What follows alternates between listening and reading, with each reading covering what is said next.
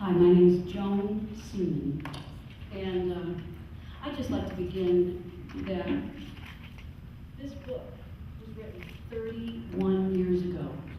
I got a hold of it because nuclear power was new to me. I've lived next to Rocky Flats, I've dealt with weapons waste, and been a citizen living right next to weapons waste, and plutonium.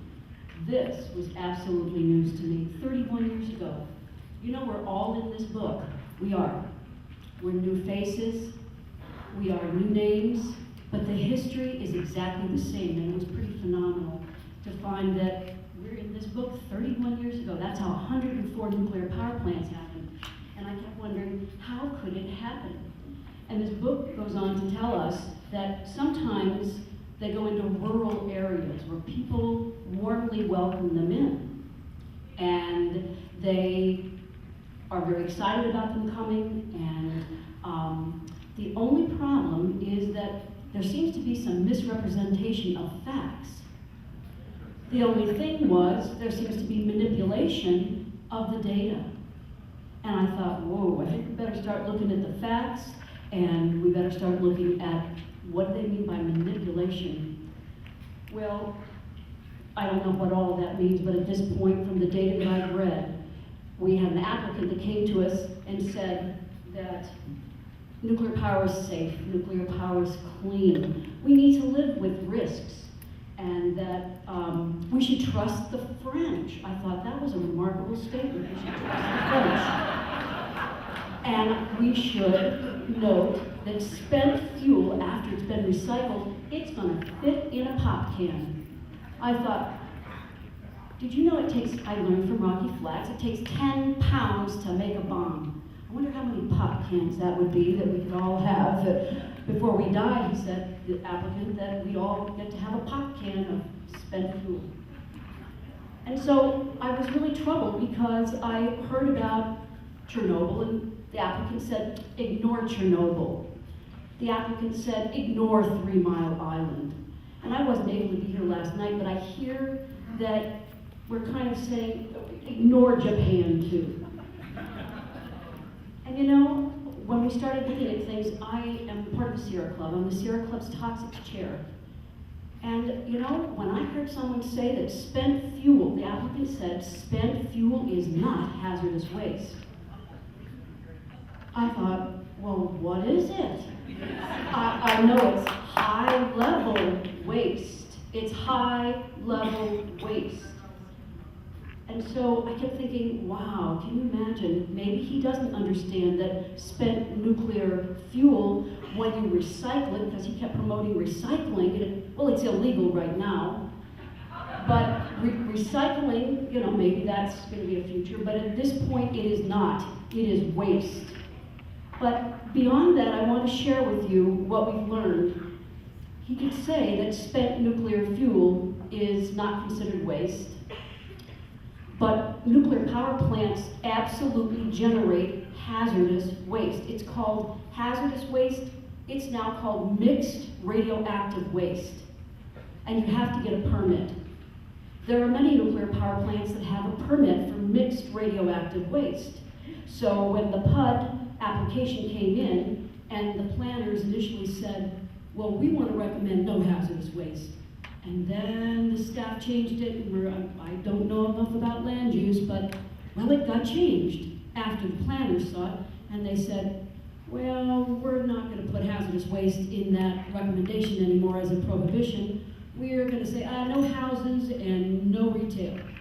And I thought, but wait a minute, I can read, and the PUD says, you can't have hazardous waste there. And I thought, well, it says on the bottom, and I just, you know, I've got to take a minute, and I apologize for this, but doggone it, I want you to know that the staff in the Pueblo County, I was just so amazed, and I was just grateful. They helped me so much. We have a new website, and your website is so thorough. It absolutely can help you get through all the documents that you need to see, and the minutes. Somebody just diligently wrote down all the minutes of the February 22nd meeting, and I want to thank them, because we learned a lot by going back and revisiting what the applicant had to say. And as I said, I was so concerned that he would say that nuclear power plants don't generate hazardous waste. How about chemicals? Did you know how power plants absolutely generate chemicals? They have sulfuric acid, hydrazine, sodium, spent ion resins. So there's a lot of chemicals. But the one thing that I did absolutely want to mention to you tonight, as we speak right now, just because I wanted to learn about spent nuclear fuel. It's dangerous, you're all hearing about it. It is so dangerous, not hazardous, but it's dangerous. There is a town in Irwin, Tennessee right now, as we speak. I learned about this maybe a month ago. A little town in Irwin, Tennessee, and they didn't even realize this because they're patriots for America. They are producing the highly enriched weapons-grade uranium that's going into nuclear-fueled submarines. Other places in the world have stopped the weapons fuel going into submarines, but they're making it there. But they learned they have a machine that is burning nuclear power. Well, this company says for most of the nuclear power plants, they're burning that spent fuel liquid that we might be learning about. They're burning that liquid cleanup. There's a resin they put in that, and they clean up that hot liquid fuel. That resin's being trucked to their community, and it's hot. They didn't know it. It's hot.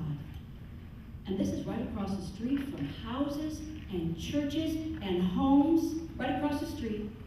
There's been an investigation, and tonight as we speak, there are 3 high-level attorneys in that town as we are right now with a town hall meeting about the contamination in the community. The NRC tells me it's been safe. The NRC didn't even realize there's plutonium in the sewer.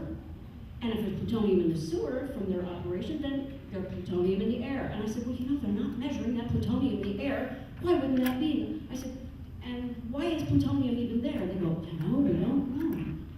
That was really sad to hear. So, you know, I don't want to take too much time, but it is just an amazing experience for me to understand that, you know, there are many issues that perhaps, and I would really recommend that the county take a hard look at what do you mean that there's no hazardous waste generated by a nuclear power plant and that there will be tons of waste. Right now, mixed radioactive waste is, they can't find a home for it. And these nukes are generating it. They're incinerating it around the country. They're incinerating it, not just that spent fuel liquid I was talking about. They're incinerating waste everywhere. And so at this point, I did just want to share with you that there are certainly health risks. There are so many doctors. They would love to come here. They would love to tell you what they haven't been able to tell the public because many doctors get fired. Many scientists are being fired by the NRC. When you want to promote something, you certainly don't want anyone out there telling you a different story. And so at this point, I really would like to say that, you know, I know that the applicant said life is not without a risk. But don't we have choices? We have choices. And I think tonight that many of us are saying, we are citizens out here and we're able to read the data. And that's what I hoped that the staff would bring to you, not just a lawyer, because we'd like to have a lawyer from the other side that will tell you about all of the accidents, all the contamination that's going on. The spent fuel is leaking at nuclear power plants as we speak. And at this point, Dr. Heldon Caldecott, the applicant had said, I don't want to diminish the loss of life, that there are claims out there that Chernobyl killed 60,000 people. And Dr. Cohen Caldecott cited a report from the New York Academy of Sciences which said that the famous pediatrician said that over 1 million people have died as a direct result of the 1986 meltdown at Chernobyl. And I think that is something that we should think about. And in closing, someone brought up about reference man. Reference man is a very interesting subject. 30 years ago, I had my little boys with me at Rocky Flats. And we every month got to go hear about how much plutonium was in our air that was safe. How much plutonium was in our drinking water that was safe. And I thought, well, wait a minute, the EPA just told me, no, I think it's the most toxic substance known to man. And so I say to you tonight, I think that that is, you know, a really important piece, and that the government set a standard for safe exposure And they had to have somebody that was to be an example to use. And I said 30 years ago with my little boys there, I said, I'm reading that you base all your studies and your tests on a white, Caucasian, 154-pound, 5'7" male. And that meant there were no women in those studies, no children in those studies, no seniors, no vulnerable people. And I think that that is something, especially in light that 52% of women are more vulnerable to radiation than men. And so tonight I would like to say that the applicant has promised you to be rich. The applicant says trust him with his facts. He's a lawyer. This applicant provided you, he did not provide you, and I'm not dissing on lawyers, it's just that, wait a minute, didn't we hear, I heard someone last night say, none of these people tonight that you're going to see here are scientists. I don't think we heard from a scientist on the applicant's side. Where are the scientists? And I think that's important. And then to close that, at this point, I would love to have had a lawyer or some scientists, and that I ask you to please deny this application. You don't have enough information. Thank you.